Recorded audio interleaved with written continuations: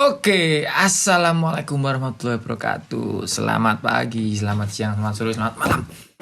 Hari ini adalah pertama kali saya mengupload video di YouTube. Nah, apa yang akan saya upload di channel ini nantinya semoga bisa memberikan yang terbaik buat kita semua yang pingin belajar lebih di dunia audio. Nah, oke.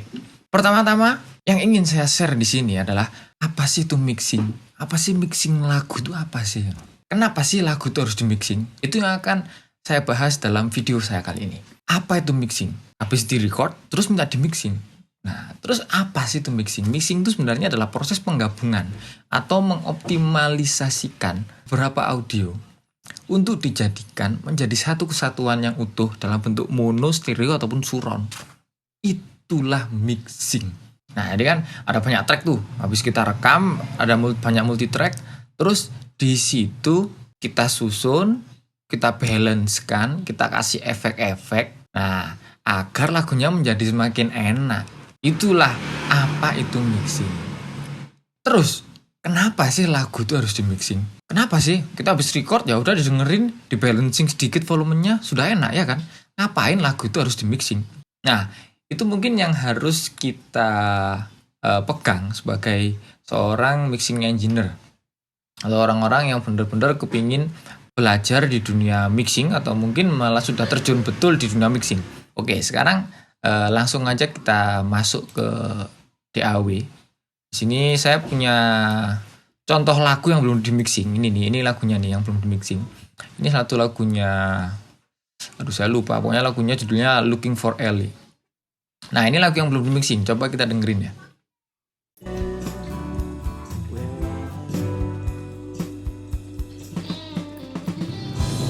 Nah, oke. Ini adalah lagu yang memang belum di mixing, tapi sudah di balancing. Oke ya, oke, mungkin ya stop cukup lah.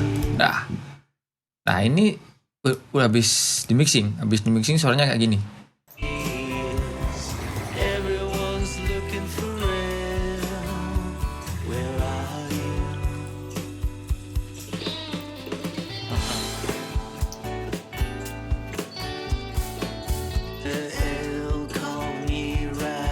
Nah, oke. Kerasa bedanya kan? Nah, oke. Nah, sekarang kenapa sih lagu itu harus di mixing gitu loh? Padahal di balance pun ini sebenarnya sudah bisa didengerin. Sudah enak. Cuma kenapa harus di mixing? Nah, ini tujuan dibuatnya lagu itu sebenarnya kan punya tujuan dan alasan kenapa sih kamu pengen buat lagu sebagai seorang musisi. Nah, tujuan itu kan agar tersampaikan sama pendengarnya. Lah, di sini tugas mixing engineer sebenarnya hanyalah membantu seorang musisi yang punya karya agar maksud dari lagunya itu tercapai ke pendengarnya. Udah itu aja. Nggak perlu muluk-muluk lah. Sebenarnya tugasnya itu cuma membantu si musisi kepada pendengarnya agar maksud dan tujuan musiknya itu tersampaikan dalam segi bunyi. Nah, itu. Kalau memang ada yang ngerasa, ya enak aja lagu nih, biar enak lagunya. Ya memang, agar tujuan tersampaikan berarti lagunya harus enak. Secara aransemen maupun secara bunyi. Lah, urusan bunyi ini, yang ngurus itu tugasnya mixing engineer. Nah, sebelum nantinya dibawa ke mastering engineer untuk bener-bener semua lagunya itu, atau mungkin misal dalam album, semua lagunya itu bener-bener bisa dirilis dan dipublish. Nah, itu. Jadi tugas mixing engineer itu sebenarnya cuma membantu aja, udah gitu aja. Semisal nih, kita yang jadi mixing engineer-nya lagu ini nih, Looking for L. Terus kita play nih. Nah, ternyata si musisi udah nyaman. Ya wis, enak gitu, sudah enak. Ya udah selesai. Ternyata mixing itu cuma sekedar balancing aja. Kalau emang si musisi sudah ngerasa, enak kok, ya sudah. Gampang kan? Ternyata setelah di mixing, nah, lebih ada warnanya. Ternyata lagunya ini bisa lebih berbicara lagi ketika sudah di mixing. Nah, itu tugasnya untuk menyampaikan aja. Nah, terus mixing engineer ini cara menyampaikannya bagaimana gitu loh. Nah, oke. Kita percaya bahwa semua lagu tuh punya kesan, semua lagu tuh punya warna tersendiri. Tujuannya pun diciptakan lagu itu juga berbeda-beda. Nah, oke. Di sini saya punya 2 sampel gitu ya. Ini satunya lagunya Jason Ranti, lagunya begini, nadanya begitu. Kita dengerin gitarnya, warna vokalnya, terus bagaimana ruangannya, bagaimana reverbnya diatur oleh mixing engineer-nya bagaimana. Kita dengerin ya. Ada berita apa hari ini, Dian Sastro, hidungmu abadi nyaris seperti puisi. Lagunya begini, nadanya begitu. Oke. Nah, udah kebayang kan gitarnya bagaimana, vokalnya bagaimana, udah kebayang. Itu udah ke mixing dan emang udah dibawa ke master engineer, makanya akhirnya dia lebih besar volumenya, lebih keras. Nah, ini ada lagu kedua. Ini punyanya Aditya Sofyan, sama-sama dia solois gitar.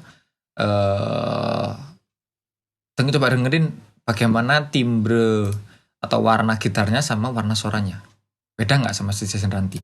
Terbawa lagi langkahku ke sana, mantra apa entah yang istimewa. Ku percaya selalu ada sesuatu di Jogja. Nah, oke. Beda kan? Kalau menurutku si Jason Ranti lebih dark, lebih kelam gitu. Lah si Aditya Sofyan ini lebih bright. Nah, kenapa bentuk mixingnya seperti itu? Ya karena dia sudah paham kesannya. Oh, yang diingini sama si musisi dari lagu ini tuh mungkin biar lebih hangat, biar lebih rasa intim. Atau mungkin malah ini ada beberapa hal yang idealis yang dimiliki oleh si Jason Ranti ini tentang si Sapardi, karena lagu itu Sapardi. Nah, itu makanya dia menciptakan reverb yang seperti itu, ada delay yang seperti itu. Nah sedangkan si Aditya Sofyan dia pengen lebih bright. Dia mungkin sedang rindu Jogja, kota asalnya. Terus ya yang ditangkap pengen lebih ceria aja gitu.